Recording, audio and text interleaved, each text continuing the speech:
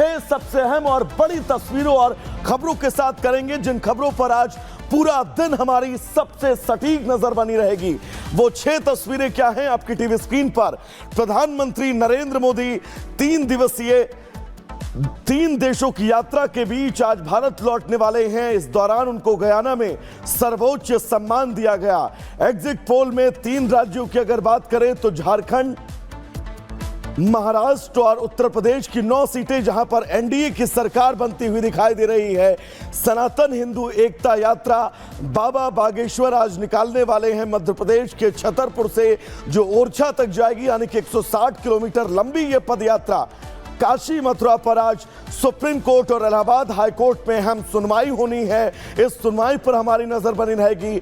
Bitcoin scam की जांच अब बहुत तेजी से आगे बढ़ रही है। तो छठी तस्वीर उस युद्ध से जुड़ी जहां पर अब रूस और यूक्रेन के युद्ध के बीच किम जोंग की एंट्री क्या अब इस युद्ध को एक नया मोड़ देने वाली है, क्योंकि कुछ गिफ्ट दिए गए हैं पुतिन की तरफ से किम जोंग उनको।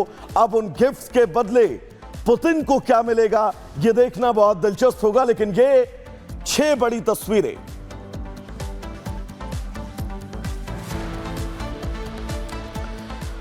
तो प्रधानमंत्री नरेंद्र मोदी को गयाना में सर्वोच्च सम्मान मिला है। 3 देशों की यात्रा के बाद आज प्रधानमंत्री नरेंद्र मोदी स्वदेश वापस लौटने वाले हैं। बड़ी खबर इस बीच आपको बता दें, 3 देश जहां पर प्रधानमंत्री नरेंद्र मोदी की यात्रा और आज स्वदेश वापसी प्रधानमंत्री की। नाइजीरिया, ब्राजील, गुयाना की यात्रा पर प्रधानमंत्री नरेंद्र मोदी थे। 5 दिन बाद अब प्रधानमंत्री की स्वदेश वापसी होनी है। नाइजीरिया, ब्राजील और गुयाना की यात्रा पर प्रधानमंत्री नरेंद्र मोदी थे। 5 दिन बाद प्रधानमंत्री की स्वदेश वापसी होगी। तो चलिए उस बीच एक और अहम जानकारी। पीएम मोदी को डोमिनिका का सर्वोच्च सम्मान दिया गया है। गुयाना की यात्रा के दौरान यह सम्मान प्रधानमंत्री को मिला है। पीएम को डोमिनिका अवार्ड ऑफ ऑनर से सम्मानित किया गया है। दरअसल 19वां अंतर्राष्ट्रीय यह सम्मान है। इससे पहले नाइजीरिया का सर्वोच्च सम्मान प्रधानमंत्री को मिला। Grand commander of the order niger भी प्रधानमंत्री नरेंद्र मोदी को मिला। यानी कि इन 3 दिवसीय यात्रा में हासिल क्या हुआ, तमाम उन बातों के बीच प्रधानमंत्री नरेंद्र मोदी का इन देशों में सर्वोच्च सम्मान से सम्मानित किया जाना अपने आप में मजबूत दस्तक देता हुआ वैश्विक पटल पर। प्रधानमंत्री के सम्मान की ये तस्वीरें भी हम आपको दिखा रहे हैं।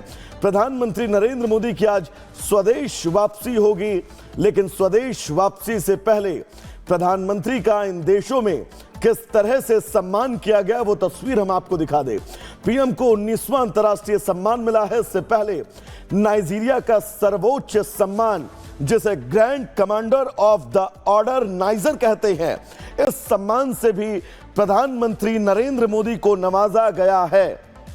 तो ये बड़ी तस्वीर और बड़ी खबर उस बीच हम आपको बता दें, प्रधानमंत्री नरेंद्र मोदी 3 दिवसीय यात्रा पर थे।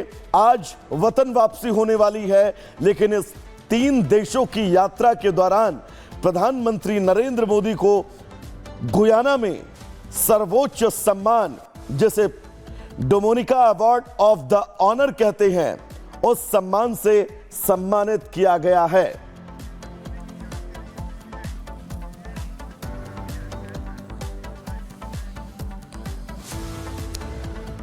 तो इन तस्वीरों के बाद अब आगे बढ़ेंगे, महाराष्ट्र की बात करेंगे। दरअसल महाराष्ट्र में बिटकॉइन का मामला अब तमाम लोगों के लिए गले की फांस बनने वाला है, क्योंकि सीबीआई ने मामला दर्ज कर लिया है।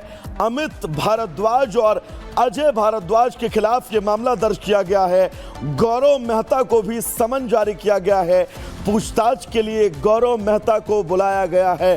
इस पूरे स्कैम में सीबीआई ने क्रिमिनल केस दर्ज किया है, लेकिन आपको यह भी जानकारी दे दें कि गौरव मेहता की तरफ से अभी तक कोई भी जवाब नहीं आया है। लगातार अब मुश्किलें इस बिटकॉइन मामले में बढ़ती हुई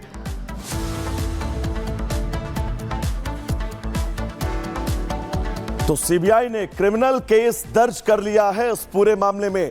बिटकॉइन स्कैम से जुड़ी ये बड़ी खबर आपको बता दें, अब बिटकॉइन स्कैम कई लोगों की गले की फांस बनने वाला है। दर्शकों, हार कर जीतने वाले को ही हम बाजीगर कहते हैं।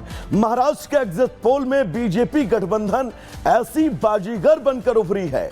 ठीक 6 महीने पहले आए लोकसभा चुनाव के नतीजों के बाद बीजेपी महाराष्ट्र में हताश नहीं हुई, बल्कि डबल रफ्तार से काम करना शुरू किया और जिसका नतीजा इस एग्जिट पोल में दिख रहा है, वहीं विपक्ष के लिए आंकड़े अच्छा संकेत नहीं दे रहे हैं। बटना नहीं है, बटेंगे तो कटेंगे। मेरा तो एक ही मंत्र है, हम एक है तो सेफ है, हम एक है तो सेफ है।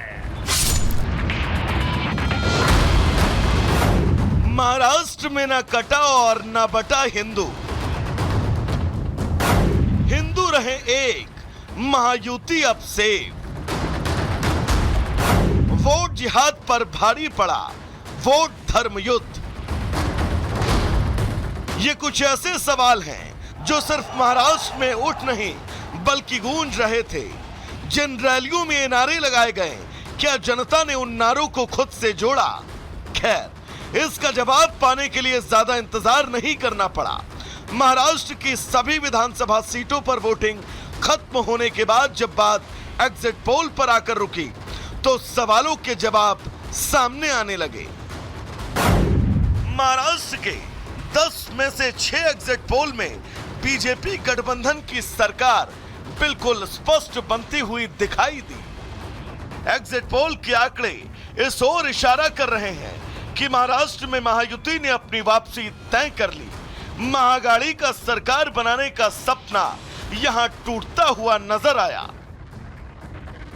मैं सबसे पहले महाराष्ट्र के सभी मतदाताओं को, वरिष्ठ नागरिकों से लेकर फर्स्ट टाइम मतदाताओं को बहुत बहुत धन्यवाद देना चाहता हूं कि उन्होंने उनका कर्तव्य का पालन किया। मुझे यकीन है कि इस इलेक्शन में महायुति सरकार को और एक बार वे सत्ता में आएगी, एक हैट्रिक मिलने जा रही है। महायुति सरकार के सभी राजनीतिक दलों ने साथ में मिलकर आपस में समन्वय बढ़ाकर जो फेक नैरेटिव महाविकास आघाड़ी के लोग चला रहे थे, उस फेक नैरेटिव को उन्होंने बस्ट किया। एग्जिट पोल आया है, उसमें 3 जो है लोग बोल रहे हैं कि महायुति की सरकार आ रही है, और मुझे भी पूरा विश्वास है महायुति की सरकार आएगी। 100% महायुति की गवर्नमेंट बनेगी। उधर एग्जिट पोल के आंकड़े आते ही महाराष्ट्र में सियासी हलचल तेज हो गई। इस एग्जिट पोल के दौरान ही प्रदेश के deputy CM Devendra Fadnavis RSS मुख्यालय पहुंच गए। सूत्रों के मुताबिक इस दौरान आरएसएस प्रमुख मोहन भागवत और पूर्व महासचिव भैयाजी जोशी मौजूद थे। सूत्रों ने बताया कि फडणवीस संघ मुख्यालय में करीब 15 से 20 मिनट मौजूद रहे। एग्जिट पोल के आंकड़े जहां बीजेपी के कॉन्फिडेंस को हाई कर रहे हैं, तो वहीं अघाड़ी सरकार को अब भी लगता है कि जीत उसकी होगी। मुझे ऐसा लगता है कि जब जब वोटिंग परसेंटेज बढ़ता है तो बीजेपी को ही उसका फायदा होता है। तो मैं ऐसा मानता हूं कि निश्चित रूप से ये जो बढ़ा हुआ वोटिंग परसेंटेज है, ये बीजेपी और हमारे अलायंस के लिए, महायुति के लिए ये फायदा हमको देगा और इसका फायदा हमको होगा। अब बहुत सारे अलग अलग संस्थाओं के एग्जिट पोल आने शुरू हो गए। देखिए, एग्जिट पोल पे हम कोई प्रश्न चिन्ह नहीं खड़ा करना चाहते। बड़ी मेहनत से आप लोग एग्जिट पोल निकालते हो, तो एग्जिट पोल पर कितना विश्वास करना है, नहीं करना है, तो जनता के विवेक बुद्धि पर हम छोड़ते हैं। लेकिन महाराष्ट्र में एक बात तय हो चुका है कि महाविकास आघाड़ी की पूर्ण बहुमत की सरकार आ रही है। लोकसभा चुनावों के नतीजों के बाद विपक्ष और सत्ता पक्ष में खरगोश और कछुए वाली रेस चल रही है। विपक्ष लोकसभा के नतीजों को लेकर आश्वस्त था कि उसकी जीत होनी है, लेकिन एग्जिट पोल बता रहे हैं कि कहीं ना कहीं फिनिशिंग लाइन पर आकर वो पिछड़ गया है। हालांकि आखिर में जीत किसकी हुई, ये तो 23 तारीख को ही सामने आएगा। Bureau report, Republic Bharat.